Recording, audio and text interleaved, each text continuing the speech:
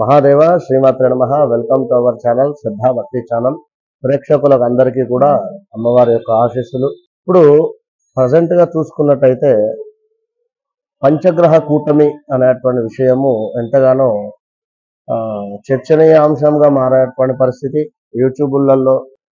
మన పంచగ్రహ కూటమి అంటే ఏమిటి, ఈ యొక్క అష్టగ్రహ కూటమి అంటే ఏమిటి?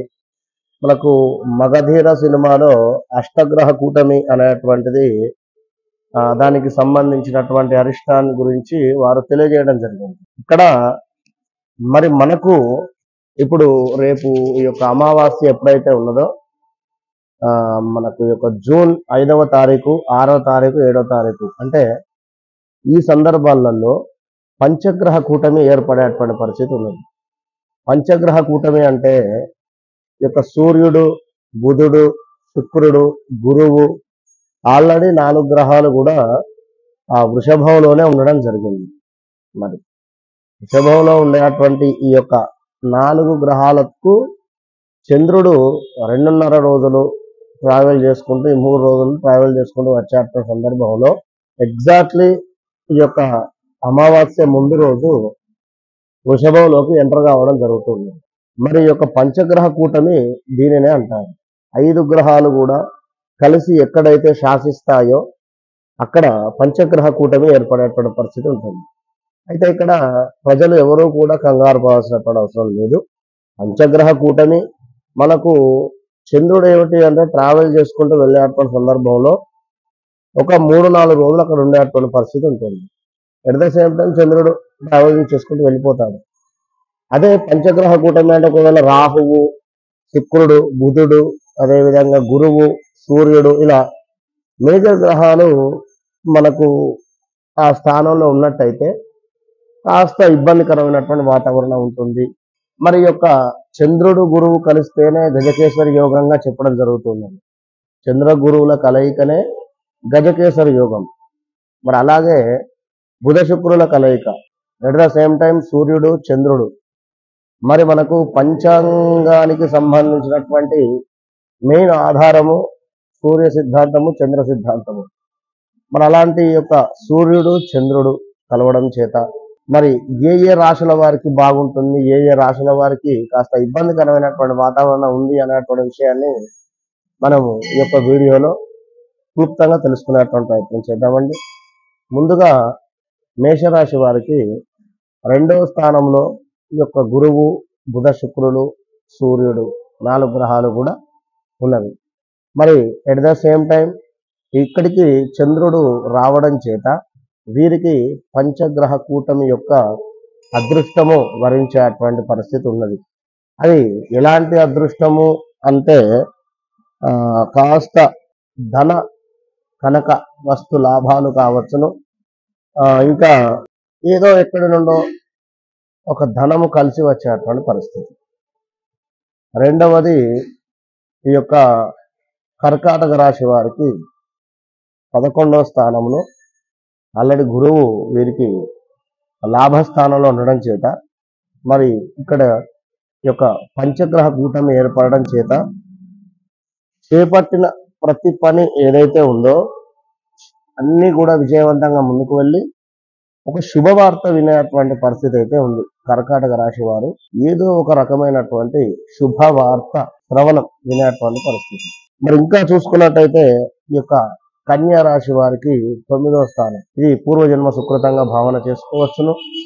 మరి 9వ స్థానంలో మంచి కీర్తి అభివృద్ధి చెందేటువంటి పరిస్థితి ఈ యొక్క మనకు పంచగ్రహ కూటమి వల్ల కన్యా రాశి వారికి లభించేటువంటి పరిస్థితి.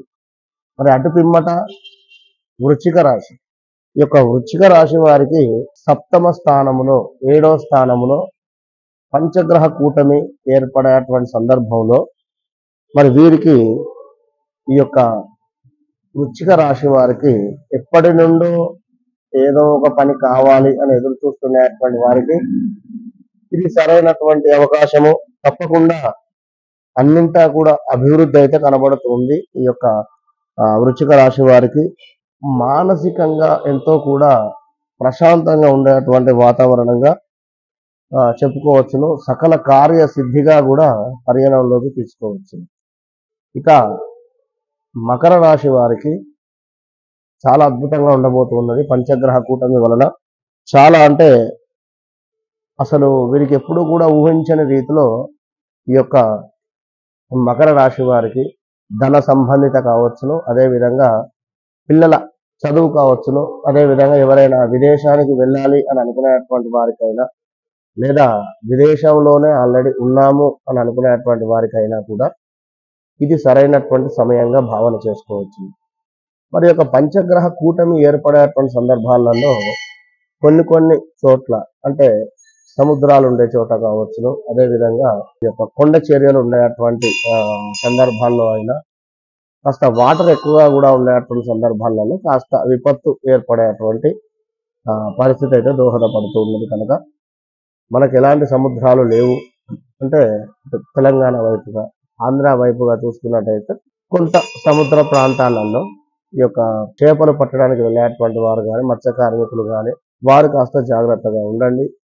ఎందుకంటే చంద్రుడు మనకు నీటికి కారకుడు కనుక ఈ యొక్క బోర్ వేసేటువంటి వారు ఈ 3-4 రోజులు 1 వీక్ కాస్త ఆగండి. బోర్వెల్ ఎవరైనా నీటి కోసం బోర్ వేయాలి అని అనుకునేటువంటి వారు, ఎందుకంటే చంద్రుడు మనకు నీటికి కారకుడు కనుక ఈ యొక్క బోర్ వేసేటువంటి వారు ఈ 3-4 రోజులు 1 వీక్ కాస్త ఆగండి. బోర్వెల్ ఎవరైనా నీటి కోసం బోర్ వేయాలి అని అనుకునేటువంటి వారు కాస్త ఆగి అటు పిమ్మట వేసుకోండి. అదేవిధంగా స్కిన్ రిలేటెడ్ ఇష్యూస్ వచ్చేటువంటి ఛాన్సెస్ కూడా ఉన్నవి. ముఖ్యంగా మేషరాశి వారు, అదేవిధంగా ఈ యొక్క కర్కాటక రాశి వారు, అదేవిధంగా కన్యా రాశి వారు, అదేవిధంగా వృశ్చిక రాశి వారు, ఇంకా చూసుకున్నట్టయితే మకర రాశి వారు, ఈ 5 రాశుల వారికి అయితే అద్భుతంగా ఉంది. మిగిలినటువంటి రాశులు ఏవైతే ఉన్నాయో ఆ రాశుల వారు తప్పకుండా కూడా ఏమైనా దానం కావచ్చును, అదేవిధంగా జపం కావచ్చును, తప్పకుండా చంద్ర సంబంధిత దానాలు తప్పకుండా కూడా చేసుకోండి. మంచి ఫలితం ఉంటుంది. కొంతమంది ఏదో అంటే ఇబ్బందికరమైనటువంటి వార్తలు కానీ, అప్పుడెప్పుడో కరోనా వచ్చింది, కరోనా వచ్చినట్టుగా మళ్ళీ ఏదో వ్యాధులు వస్తాయి అనేటువంటి ఇబ్బందికరమైనటువంటి పరిస్థితి కూడా ఉంది అని చెప్తూ ఉన్నారు. అలాంటిది ఏది ఉండదు కనుక తప్పకుండా కూడా అందరూ కూడా ప్రశాంతంగా ఉండండి. కుదిరితే పరమేశ్వరునికి రుద్రాభిషేకం కానీ, ఎందుకంటే గ్రహాలన్నిటికీ కూడా అధిపతి ఆ యొక్క ఈశ్వరుడు కనుక మీరు ఆ యొక్క ఈశ్వరుని యొక్క సేవలో తరించండి. మంచి ఫలితం తప్పకుండా ఉంటుంది. ఇప్పుడు మనం చెప్పినటువంటి రాశిలో మినహా వృషభ రాశి వారు, అదేవిధంగా మిథున రాశి వారు, అదేవిధంగా సింహరాశి వారు, అదేవిధంగా తులారాశి వారు, అదేవిధంగా ధనస్సు రాశి వారు, అదేవిధంగా కుంభరాశి వారు, అదేవిధంగా మీనరాశి వారు మీరు తప్పకుండా కూడా ఈశ్వరునికి రుద్రాభిషేకం చేసుకునేటువంటి ప్రయత్నం చేయండి. మంచి ఫలితం ఉంటుంది. మహాదేవ శ్రీమాత్రే నమః.